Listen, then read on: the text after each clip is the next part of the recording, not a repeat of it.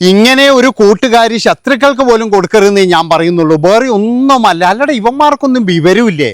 അതായത് ഞാൻ ഇന്നലെ ഒരാളുടെ ചാനൽ കണ്ടിയാണ്. അതിൻ്റെ അകത്ത് ഈ ഹനാൻ എന്ന് പറയുന്ന മുൻ ബിഗ് ബോസ് മത്സരാർത്ഥിയാണ്.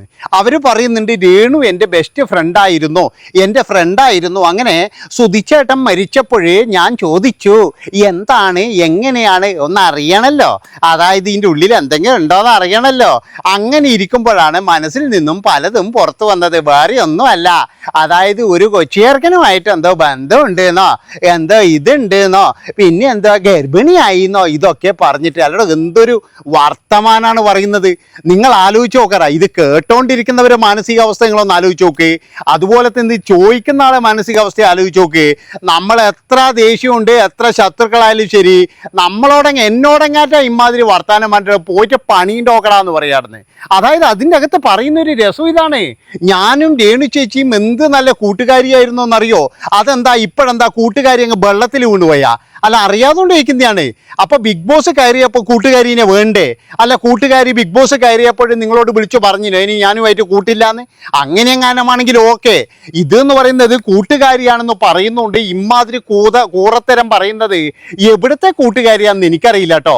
ഏതായാലും ഒരു കാര്യം ഞാൻ പറയാം, രേണുവിനെ തേച്ചൊട്ടിക്കാനുള്ളവർക്കെല്ലാം നല്ലൊരു വാർത്തയായത്.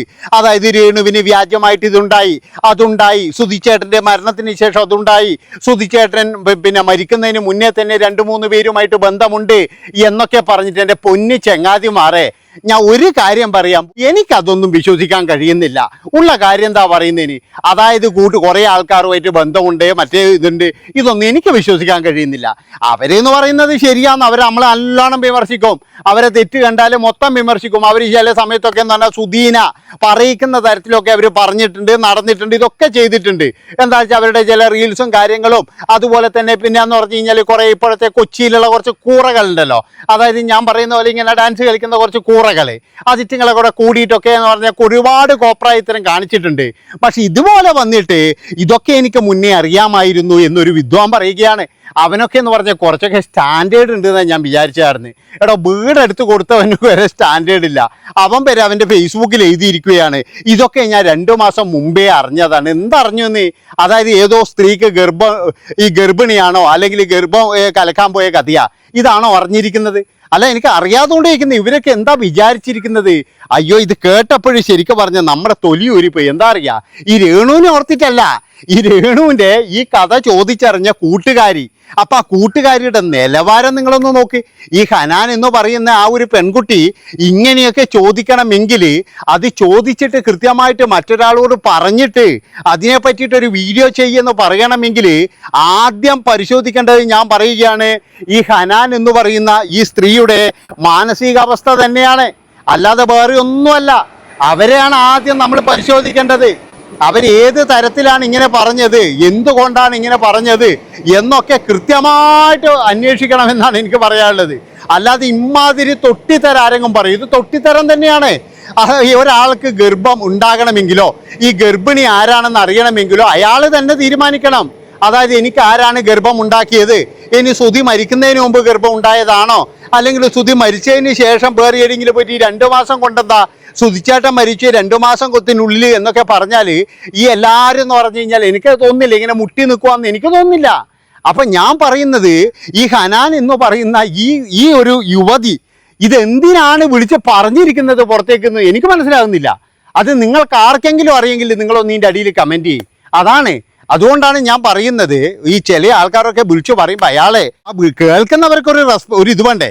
ഇനി എന്തൊക്കെ ആയിക്കഴിഞ്ഞാലും അതൊരു സ്ത്രീയാണ്, എങ്ങനെ വേണമെങ്കിലും നമുക്ക് ഗർഭം ഉണ്ടാകാം. ഇപ്പം സുധിച്ചേട്ടൻ മരിച്ച് 2 മാസം കഴിഞ്ഞിട്ട് എൻ്റെ ഗർഭം കളഞ്ഞു എന്ന് പറഞ്ഞു കഴിഞ്ഞാൽ അതായത് 2 മാസത്തിന് മുമ്പേ ഇല്ല ആയിരിക്കുമായിരുന്നു. അത് മനസ്സിലാക്കാനുള്ള കഴിവ് പോലും ഇല്ലാതെയാണ് ഇവിടെ വന്നിട്ട് എല്ലാവരും കൂടി അങ്ങ് വീഡിയോ ചെയ്യുന്നത്.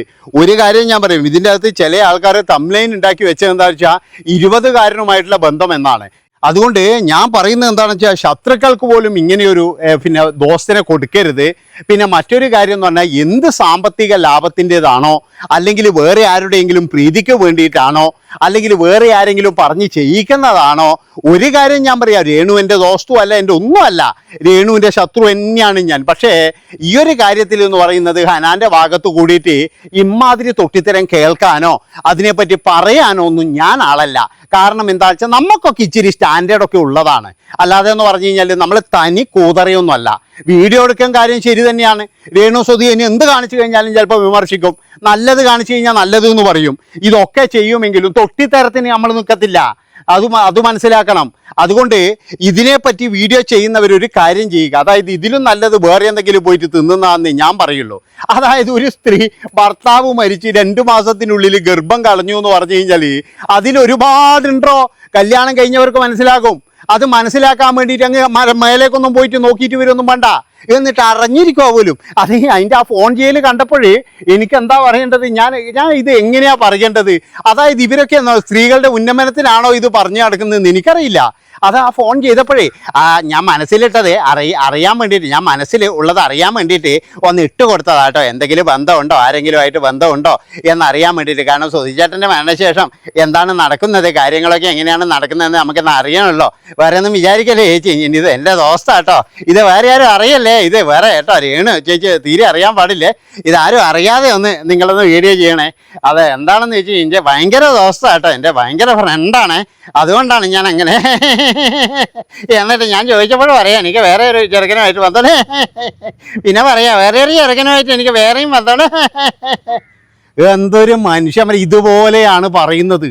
ഇത് കേട്ടപ്പോൾ ഈ ചോദിച്ച ആ ഒരു പെണ്ണിൻ്റെ ഒരവസ്ഥ, ഇത് കേട്ടോണ്ട് നിൽക്കുന്ന ആളുടെ മാനസികാവസ്ഥ, ഭഗവാനെ, ശത്രുക്കളായാലും വരെ നമ്മളൊന്നും ഇമാതിരി പരിപാടിക്ക് വെക്കത്തില്ല. മനസ്സിലായ? കാരണം എന്താ വെച്ചാൽ ഗർഭം കലക്കിയാലും ഗർഭം ഉണ്ടായിക്കഴിഞ്ഞാലും എല്ലാം അവരാണ് ഉത്തരവാദി. അല്ലാതെ അതെന്ന് പറഞ്ഞാൽ രേണുസുതി പറയണം ഇത് ആരുടെ ഗർഭമാണെന്ന്, അല്ലാതെ വേറെ ആളല്ല പറയേണ്ടത്. രേണുസുതിക്ക് വേണമെങ്കിൽ പറയാം ഇത് എൻ്റെ സുതിച്ചേട്ടൻ്റെയാണ്, ഇല്ലെങ്കിൽ മറ്റുള്ളവരതാന്ന് പറയാം. അല്ലാതെ എന്ന് പറഞ്ഞു കഴിഞ്ഞാൽ ഇമാതിരി തൊട്ടിത്തരം ആരെങ്കിലും പറയടി. 2 മാസത്തും കഴിഞ്ഞ് 1 മാസമല്ല 3 മാസം കഴിഞ്ഞാൽ വരെ ഗർഭം ആൽസിപ്പിക്കുന്ന ആളുണ്ടോ, അത് മനസ്സിലാക്കാടുന്ന്. അപ്പം ഇതൊക്കെ എന്ന് പറഞ്ഞു കഴിഞ്ഞാൽ കുറേ ഏറ്റുപിടിക്കാൻ കുറേ ആൾക്കാരും. ഞാനൊരു കാര്യം പറയുകയാണ്, ഇതെല്ലാം പറഞ്ഞു കഴിഞ്ഞാൽ വളരെ മോശമായൊരു പരിപാടി തന്നെയാണ്. ഒരിക്കലും ഇതിനെയൊന്നും ന്യായീകരിക്കരുത്. ഒരാൾ പോലും ഇതൊന്നും ന്യായീകരിച്ച് എന്താ പറയുക രേണു ഇങ്ങനെയാണ് രേണു അങ്ങനെയാണെന്നൊന്നും പറഞ്ഞ് പോകരുത് എന്ന് എനിക്ക് പറയാനുള്ളൂ. കാരണം എന്താ വെച്ചാൽ അത്രയും ഭയങ്കരമായിട്ടുള്ള ഒരാരോപണമല്ല ഇത് തെളിവ് സഹിതം എന്നാണ്. വന്ദേഭാരത് വന്നിട്ടുണ്ട്, എത്ര സത്യമാണെന്ന് ഞാൻ പറയുന്നത് നോക്ക്. ആ പറയുമ്പോഴേക്കെന്നെ വന്ദേഭാരത് ഇരുന്ന് പോകാൻ തുടങ്ങിയായിരുന്നു. അതാണ് നിങ്ങൾ മനസ്സിലാക്കേണ്ടത്. അത്ര പോലെ രാജ്യം വരെ നമ്മുടെ കൂടെ നിൽക്കുന്നുണ്ട്, മനസ്സിലാക്കുക നിങ്ങൾ. അപ്പോഴാണ് ഇവരൊക്കെ എന്ന് പറഞ്ഞു കഴിഞ്ഞാൽ ഇമാതിരി സത്യം പറഞ്ഞു കഴിഞ്ഞാൽ എനിക്ക് ചില ആൾക്കാരോടുള്ള ബഹുമാനം ഉണ്ടല്ലോ അതങ്ങ് പോയി കിട്ടിയായിരുന്നു. അപ്പോൾ ഇത്രയും പറഞ്ഞുകൊണ്ട് ഞാൻ നല്ലവനാണെന്നൊന്നും പറയുന്നില്ല, ഞാൻ തൊട്ടി തന്നെയാണ്.